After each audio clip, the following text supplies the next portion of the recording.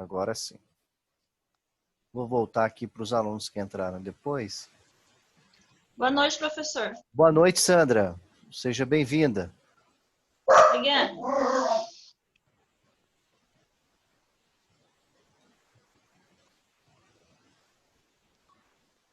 Vamos lá.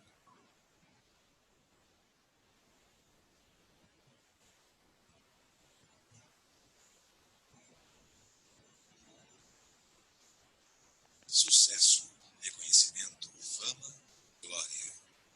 Muitos de nós lutamos por motivos assim. Mas não se constrói um bom nome da noite para o dia. É preciso trabalhar muito, ainda que haja tropeços e quedas.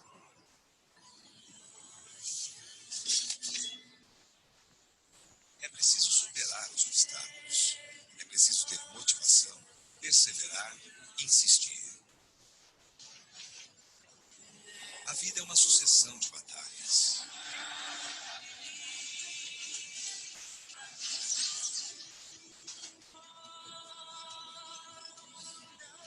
Emprego, família, amigos, todos nós temos um status atual. Brothers,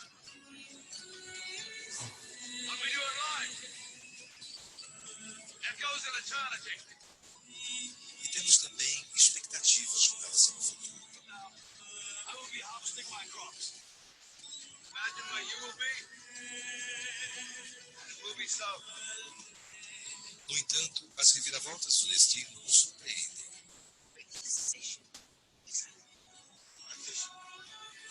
Nem sempre dá para se fazer só o que gostamos, mas aquele que gosta do que faz e sente orgulho em fazer melhor, a cada dia vai mais longe.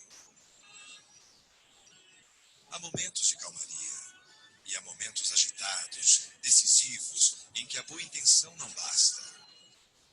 É quando a vida nos sobra coragem, arrojo, criatividade e um inabalável espírito de luta. A verdade é que os problemas e os reveses ocorrem com maior frequência do que gostaríamos.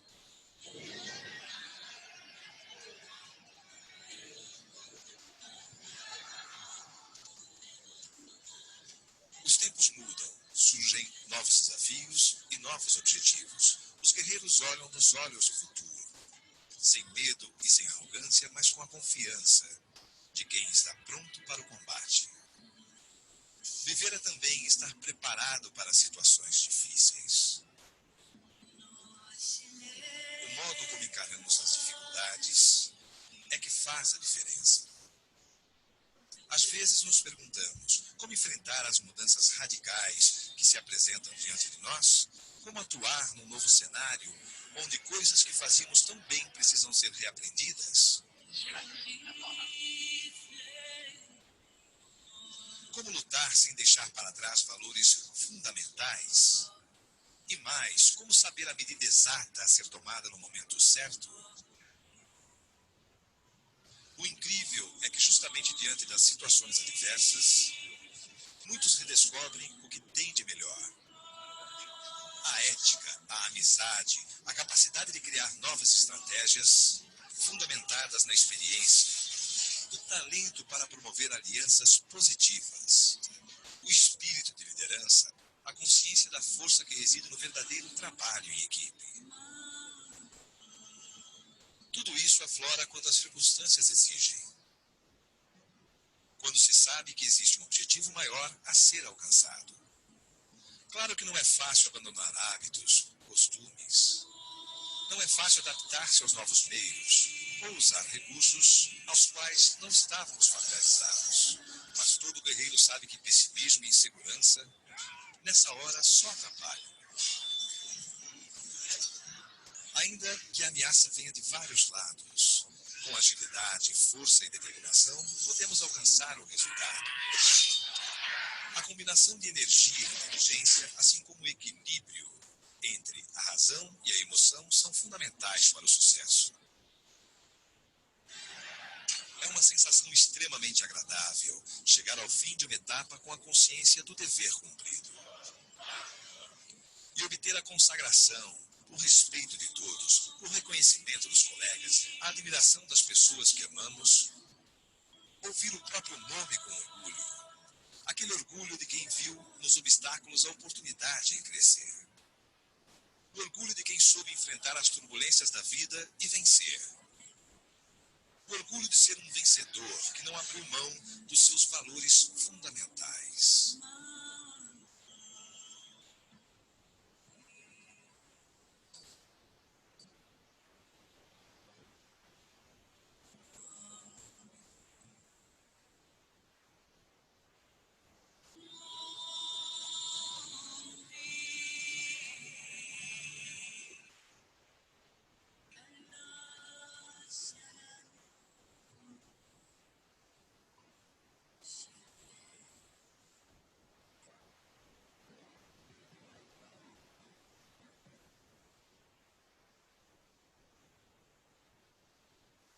E nesse espírito, né, pessoal, de estarmos em constante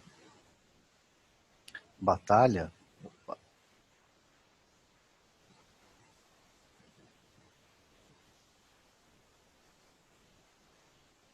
Professor, o oi, Miguel pediu para avisar que ele vai atrasar um pouquinho, porque ele ainda está no serviço. tudo bem.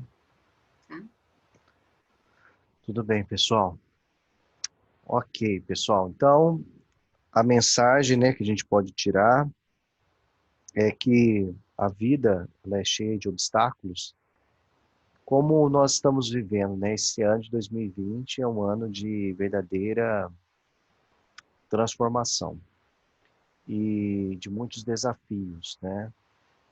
Então, nós, enquanto pessoas em constante transformação, de desenvolvimento, temos que encarar este momento para nos qualificarmos, vencer mais essa barreira e fazer a diferença.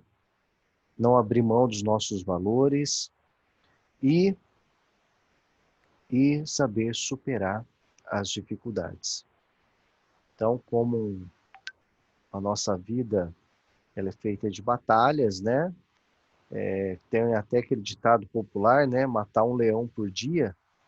E eu sei do sacrifício que todos vocês fazem, né? Para estar aqui na escola, estar aqui nesse momento, sacrificando muitas vezes, estar com a família, conciliando trabalho e estudo.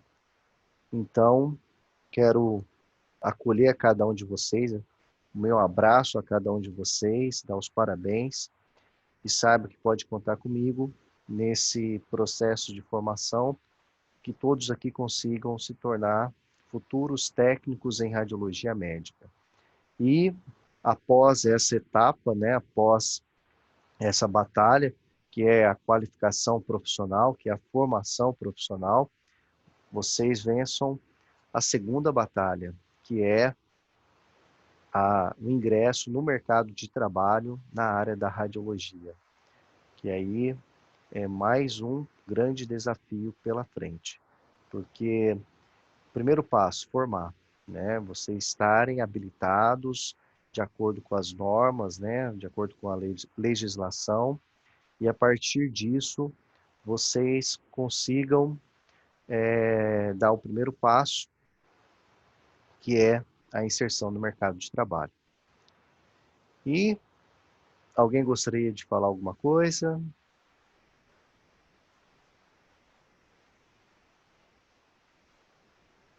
Muito bem. Fernanda chegando.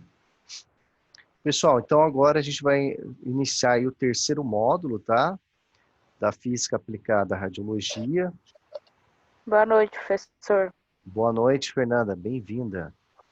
Obrigada. Vou estar apresentando para vocês, nesse primeiro momento, o plano da disciplina, as atividades que nós iremos desenvolver ao longo deste semestre. Por conta de horário, a nossa aula permanecerá na sexta-feira. E os objetivos gerais dessa disciplina é interpretar os fenômenos, prever eventos e encontrar soluções adequadas para problemas aplicados à física aplicada à radiologia. Objetivos específicos: conhecer os vários tipos de radiação e seus comprimentos de onda, conhecer e entender o funcionamento de um tubo de produção de raio-x, conhecer os radioisótopos e radiofármacos utilizados em medicina nuclear, calcular frequência, conhecer a energia da radiação da produção dos raios-x, KV e MAS, entender o efeito do deslocamento dos elétrons devido à incidência de uma radiação,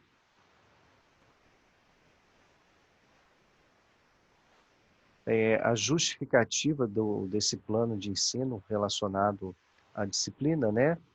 Desenvolver também a capacidade de investigação científica, classificar, organizar, sistematizar, identificar regularidades, observar, estimar a ordem de grandeza, compreender o conceito de medir, fazer hipóteses, testar, conhecer e utilizar conceitos físicos, relacionar grandezas, quantificar, identificar parâmetros relevantes, compreender e utilizar leis e teorias físicas, compreender a física no mundo vivencial e nos equipamentos e procedimentos tecnológicos, principalmente aqueles utilizados pelos técnicos em radiologia médica, descobrir como funcionam os aparelhos, investigar situações, problemas, identificar a situação física, utilizar modelos físicos, generalizar de uma outra situação, prever, avaliar, analisar previsões, articular... Boa noite, professor. Boa noite, galera. Boa noite, Caroline. Seja bem-vinda. Obrigada. Boa noite, Cleo. Articular os conhecimentos físicos com conhecimentos de outras áreas do saber científico.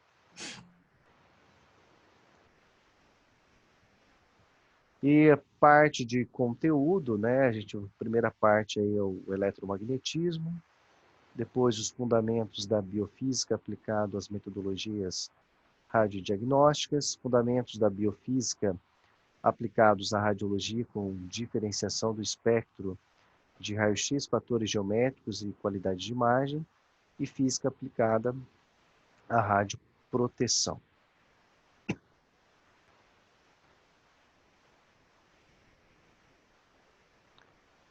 As nossas referências, né?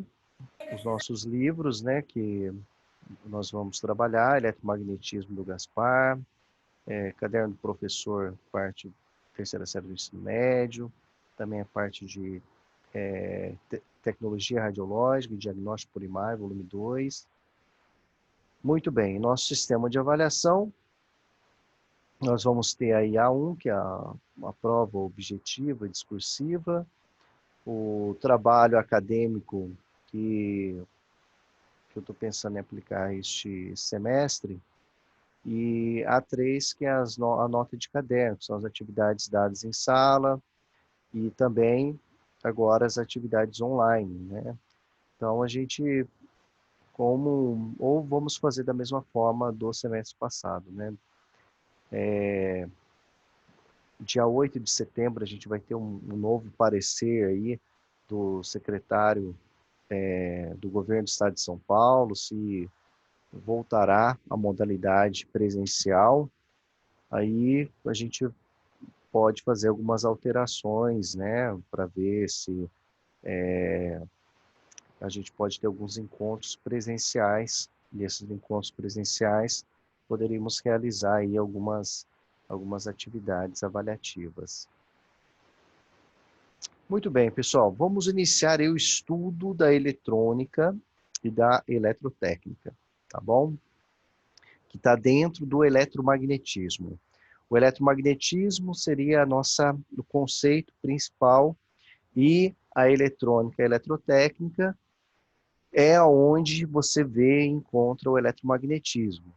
Tá? O que é a eletrônica? A eletrônica é a ciência que estuda a forma de controlar a energia elétrica por meios elétricos, nos quais os elétrons têm papel fundamental. Divide-se em analógica e em digital, porque suas coordenadas de trabalho optam por obedecer essas duas formas de apresentação dos sinais elétricos a serem tratados. Pessoal, quando você está lá manuseando o seu aparelho de radiologia, seu aparelho de raio-x, o seu tomógrafo, o seu aparelho de ressonância, tem toda uma eletrônica por detrás, né? Ainda mais hoje, quando fala-se em radiologia digital, e até mesmo os aparelhos mais antigos de raio-x, tem todo um dispositivo eletrônico dentro dele ali, que o eletromagnetismo explica o seu funcionamento para produzir como produto final o raio-x, tá? Só que nós temos que ali controlar o kV, que é o quilovolt, que é a diferença de potencial. A gente tem que controlar o MAS, que é a quantidade de carga elétrica, que está relacionado com a corrente elétrica. E temos a resistência, tanto é que o aparelho de raio-x, 99% é desperdiçado na forma de calor, apenas 1% é aproveitado na produção do raio-x. A eletrônica também, ela estuda o uso de circuitos formados por componentes elétricos e eletrônicos com o objetivo principal de representar, armazenar, transmitir ou processar informações, além do controle de processos e servomecanismos. Pode-se afirmar que os circuitos internos, vou ver uma repetição aqui, pessoal. Deixa eu já consertar.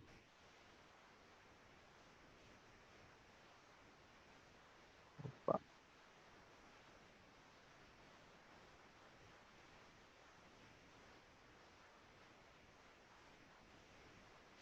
Aqui.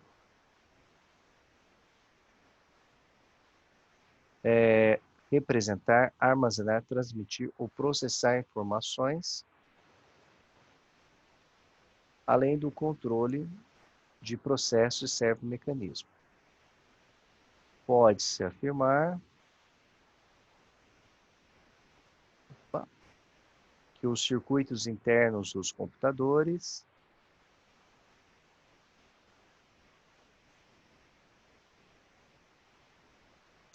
a Larissa chegando.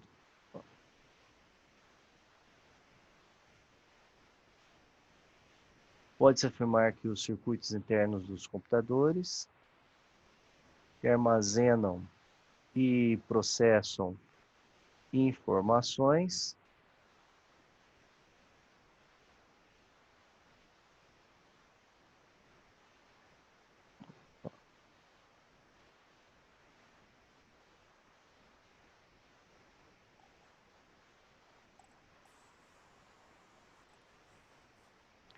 processa informações, os sistemas de telecomunicações,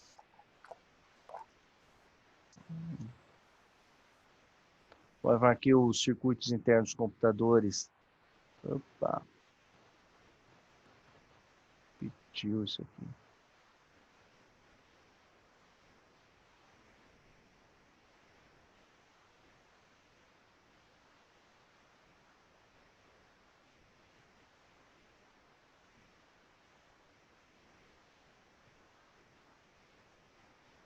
A parte de telecomunicações que transmite as informações e os diversos tipos de sensores.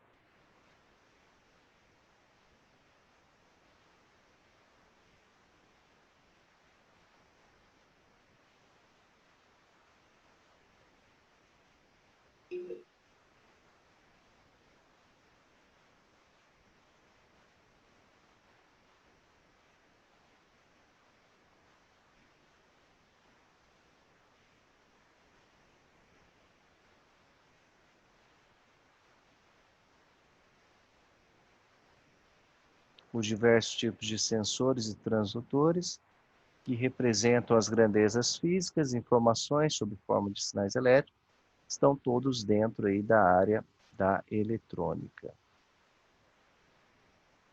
Então, a eletrônica, pessoal, o nosso celular, o computador, a televisão, a geladeira, vocês podem observar que quanto mais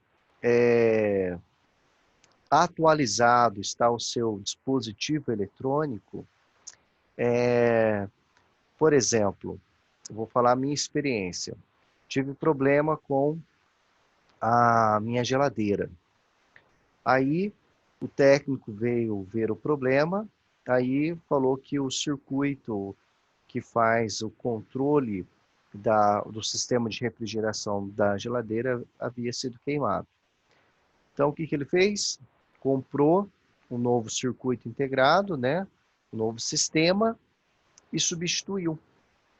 Porque tanto a geladeira, como o micro-ondas, como a televisão, no nosso computador, nós temos diversos dispositivos eletrônicos. E esses dispositivos eletrônicos que controlam o funcionamento das máquinas. Por isso que fica a dica. Quando acabar a energia da sua residência, tire todos os aparelhos da tomada. Por quê? A nossa rede elétrica, ela chega até a nossa casa tensão alternada. E essa tensão alternada tem uns picos. Se você observar a sua conta de energia, nela vem lá especificado, né? Vem lá especificado a frequência, né? Que é produzido a nossa energia, que é 60 Hz. Então, pode acontecer quando acaba a energia, e aí acabou a energia, se você não tira o seu dispositivo da tomada, quando a energia voltar, ela pode voltar com um pico, e este pico pode danificar o seu aparelho, tá? Então tem que tomar muito, muito cuidado. Já a eletrotécnica é o ramo da ciência que estuda o uso de circuitos formados por componentes elétricos e eletrônicos com o objetivo principal de transformar, transmitir, processar e armazenar energia. Sob essa definição, as usinas hidrelétricas, termoelétricas e eólicas que geram energia elétrica, as linhas de transmissão que transmitem energia, os transformadores, os retificadores e inversores que processam energia e as baterias que armazenam energia. Estão todos dentro da área de interesse da eletrotécnica. Então, a eletrotécnica já trabalha com alta voltagem. A eletrônica com baixas voltagens, né? Por exemplo, computador, geladeira, televisão, o seu próprio celular, seu smartphone, então baixas tensões. Já a eletrotécnica, não.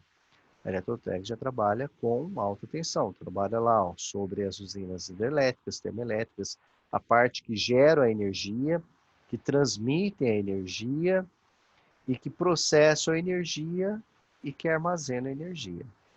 Então, após a contextualização, né, da onde se encontra o eletromagnetismo no nosso dia a dia, entra o conceito básico, né, a eletricidade básica, né, que se divide no eletromagnetismo, e o eletromagnetismo é a junção da eletrostática com a eletrodinâmica.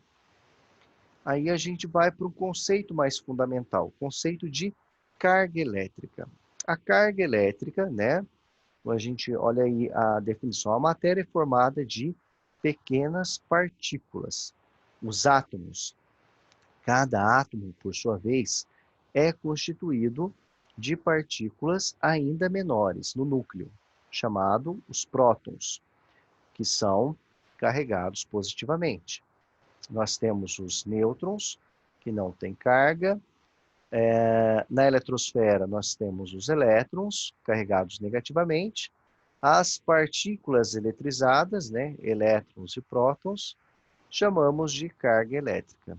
Então, aqui é uma representação baseado no modelo de Rutherford de um átomo. Então, nós temos aqui a representação de um átomo, No núcleo do átomo, nós temos o próton, que é uma partícula de carga positiva. Temos o nêutron, que é uma partícula a qual não tem carga, por isso ela é o nêutron. E um instantezinho, pessoal, está acabando aqui a bateria. Vou só ligar na tomada, um instante.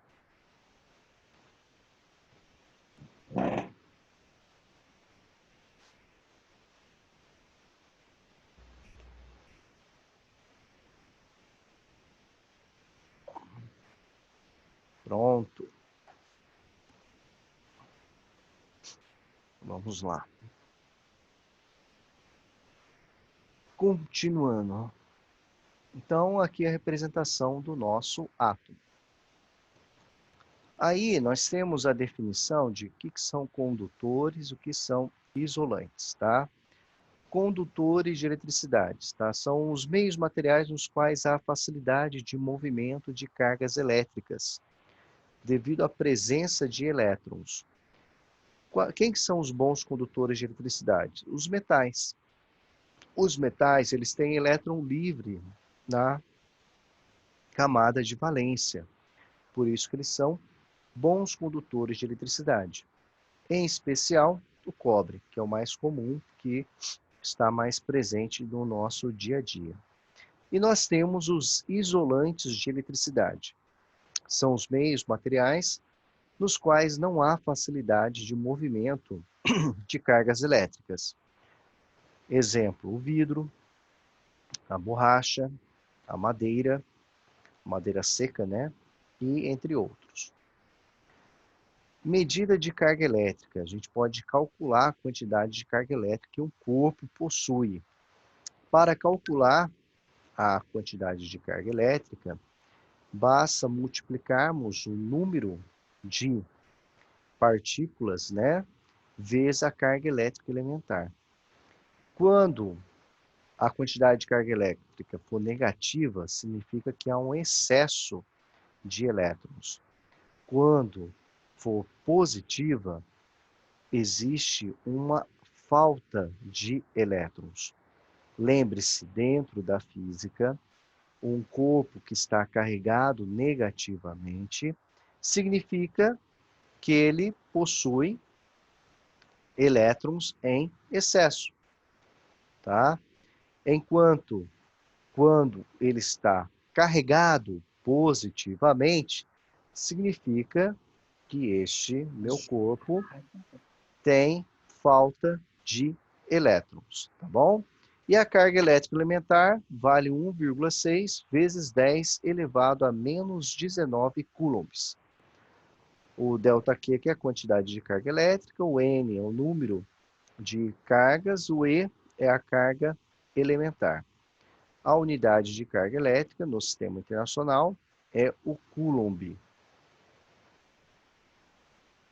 Ó, Lírio chegando aí. Conceito de campo elétrico, tá?